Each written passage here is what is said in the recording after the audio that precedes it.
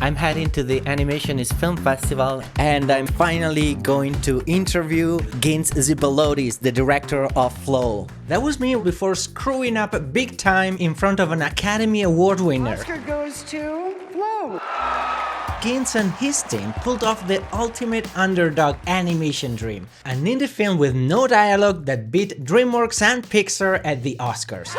The interview was amazing, but when I checked the footage I realized that the main microphone wasn't recording. But after hours of sound editing, machine learning, algorithm magic, and 3 black cat hairs for good luck, the audio was still unlistenable, but if I listened really closely I could still hear Gins. So instead of making you suffer through the bad audio, I'll share the best parts. Here are 5 storytelling lessons from Gins Zibalodis, and trust me, by the end of the video, you'll want to find your dream team and create the next indie animated hit. Tip number 1. Don't say it, show it. Gins is a visual-first storyteller. He's never used dialogue in any of his films. Why? Because he doesn't need it. Flow proves that emotions can land harder without words. Gins said, "No dialogue means that I have to push other elements further. That means movement, music and sound all work together to make you feel something." Take this moment. Exterior tower night. Cat falls onto the tower. He meows at the bird, pleading him to come down.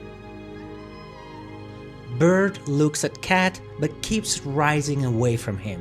He closes his eyes and slowly freezes. Cat realizes that there's nothing he can do anymore. The multicolored light fades away. He can't see Bird anymore. If your script feels flat, try removing the dialogue and force yourself to tell the scene visually. Even if you do have dialogue in your script, that's still a great exercise. Tip number 2. The camera is a character. One of the biggest reasons Flow feels so immersive is the way the camera moves. Gins carefully plans each shot to feel fluid and alive. He choreographs them. Instead of storyboarding the film, he went straight into layout and blocked the shots in 3D using Blender. Almost like a documentary filmmaker exploring the digital space. Instead of the typical edit, cutting from wide shot to close-up to reaction shot, the camera flows through the scene in long, continuous movements. It's like an invisible observer, sometimes curious, sometimes afraid. This technique makes you feel like you are on a journey, whether it's drifting quietly through a sunken city or rushing from danger. Tip number 3. A script is a blueprint, not a novel.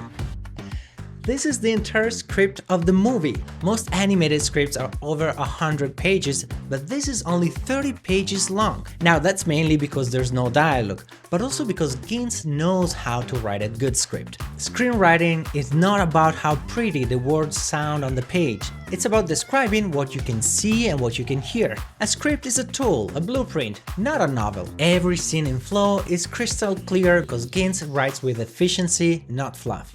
Take this moment. Exterior forest day later. He keeps looking for the boat. The path ahead splits in 2 directions. Cat is not sure where to go. The forest is coated in dense fog. Cat is lost. He hears something and turns around. It's Lemur. He's running towards him, panting heavily. Cat smiles. Your script doesn't need fancy language and poetic prose to be good, but it needs to describe what's on screen. That's its purpose, so don't overcomplicate it. During the Animationist Film Festival, I was able to assist a super cool, relaxed party where I got to chat with Gins a little more. He shared how happy he was to finally be working with a larger team. So out of curiosity, I asked him, "So how big was your team?"